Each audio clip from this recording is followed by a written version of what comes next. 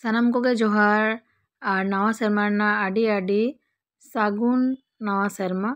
तो जहाँ दिन नवा वीडियोᱧ ᱠᱚᱨᱟᱣ ᱞᱮᱫᱟ ᱤᱱᱟᱹ ᱦᱤᱞᱳᱜ ᱫᱚ ᱛᱟᱦᱮᱸ ᱞᱮᱱᱟ 5ই জানুয়ারি 2025 মানে নওয়া ᱥᱮᱨᱢᱟ ᱨᱮᱱᱟᱜ 5 তারিখ জানুয়ারি ᱨᱮᱱᱟᱜ। तो ᱤᱧ হাজবেন্ডᱟᱜ ᱤউনিয়ন ᱨᱮᱱᱟᱜ ᱛᱚᱨᱚফ ᱠᱷᱚᱱᱟᱜ ᱢᱤᱫᱴᱟᱝ ᱯᱤᱠᱱᱤᱠ ᱠᱚ ᱠᱚᱨᱟᱣ ᱞᱮᱫᱟ। तो ᱥᱩᱨ ᱥᱩᱯᱩᱨ ᱨᱮᱜᱮ ᱚᱱᱟ ᱦᱚᱛᱮᱡ ᱛᱮ ᱵᱟᱭᱤᱠ ᱛᱮᱜᱮᱞᱮ ᱪᱟᱞᱟᱣ ᱞᱮᱱᱟ। तो ᱚᱲᱟᱜ ᱠᱷᱚᱱᱟᱜ ᱩᱰᱩᱝ ᱥᱚᱢᱚᱭ ᱵᱟᱹᱵᱩ ᱫᱚ ᱠᱟᱹᱡ ᱞᱤᱧ ᱡᱚᱢ ᱦᱚᱪᱚ ᱞᱮᱫᱮᱭᱟ ᱟᱨ ᱟᱹᱞᱤᱧ ᱫᱚ ᱵᱨᱮᱠᱯᱷᱟᱥᱴ ᱨᱮ ᱱᱚᱜᱼᱚᱭ ᱞᱤᱧ ᱡᱚᱢ ᱮᱫᱟ কড়াইশুঁটি ᱨᱮᱱᱟᱜ ᱠᱚচুরি ঝাল ঝাল আলুর দম আর ওনার সাথে মোয়া।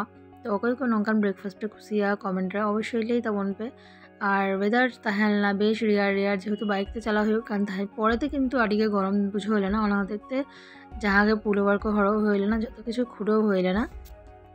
तो आले चलाव मांग रेगे किंतु फुचका कम्पिटिशन हुई लेना तो अकय को जितव लेना से को हारा लेना इन दो बइन बेड़ाया ओहन ले किया किंतु आले चलाव परे गिदरा नय पासिंग बॉल कम्पिटिशन हुयुग कान ताहेया।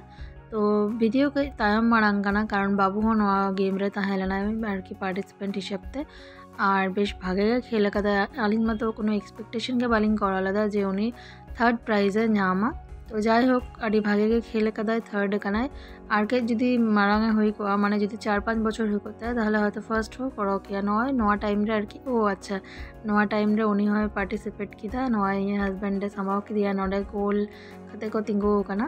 तो खेल लेदाय बेश मजा भाब तेगे और नडे झोतो हर के को मारांग गिया नुकिन खना दो नुकिन मेटांग মই मनाया और आलिनी बाबू नुकिन दो समबयसी बाले दाड़ा पे मिद चांदो बार चांदो हुडिन हापड़ा नौनंका। तो पहले तो खेल रेना मजा बाय बुझे ताया बाबू और चेला भाबते खेल होया पहले तो बाय बुझ दाड़िया कान ताया किंतु तारपरे खेल रेलिंग मेसा हचो के देखान खेल रेना माने হয় बुझो के आस्ते आस्ते तारपरे खेल किदाय खेल खेलते उनी जे थार्ड आय नवा दो आलिंग किंतु एकदम के बालिंग बुझ नाम लेदा। तो नय पहले तो मने ताहे हनंका काते बॉल चापा होया तो परेते रे बुझो हचो के दिया। तो नय पे नेल दाड़िया काना तिना भागे ठीक के जेमन तिना मारांग लेका भागे ठीक के किंतु खेले ताहे जाय। तो आलिंग हो आडी रिस्क गेलिंग बुझे ताया और आलिंग लेका के आरो किछु गिद्रेरेन कुड़ी माने गिद्रेरेन मा बाबा को को ताहेलना आरकी उनको आकरन गिद्रा वीडियो को करावदा और तालारे जहां नुई हर पे नेले काना नुई किंतु बेश फानी टाइप और खूब जॉली टाइप हर काना। तो गिद्रा को खेल पड़े किंतु ओय पे नेल दाड़े काना टुकु रापु रेना खेल हो लगिया। तो पहले रे तो कड़ा हपन को खेले ताया और मिद घड़ी लाहा जहां वीडियो नेल किदा पे गिद्रा को खेले ताया जखन तालारे जहां हरे ताहेलना नेल दाड़े कान गिया पे चेलाका एने सेरेंदा। तो बेश जॉली नडे प्रत्येकटी हर गे बेश जॉली और जहां गे नया को अरेंजमेंट लेदा बेश मिशुके हर काना को ताछाड़ा किंतु नया अरेंजमेंट को तो बांग हुई को और मिदटांग फानी मोमेंट नेल पे नडे आले चेयर रे दुड़ुब लेना जहां पहले खेले स्टार्ट कदा आले से गे हिजु कान थाया हापा आते। तो बतरते आले दले सरावना जतो हर ओना परे हो किछु हर को खेल किदा और किछु कुड़ी हपन को ओना ना वीडियो को तो बइन तुलेव कदा किछु शॉर्ट्सिंग करा ताहे नय पे नेल दाड़िया काना।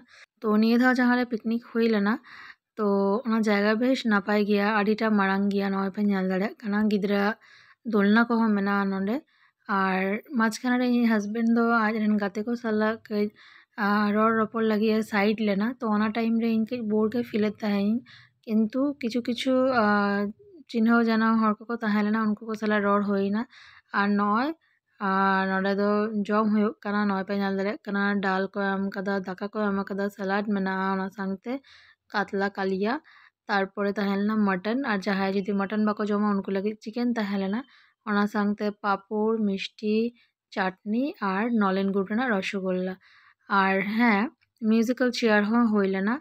तो ओना रे हो आडी हर को जितव काना और इन हाजबेंड ब्रांच रेनिंग के मिदटांग मैडम मेनाया जहां की ऑफिसर कानाय उनी हो किंतु जितव लेनाय।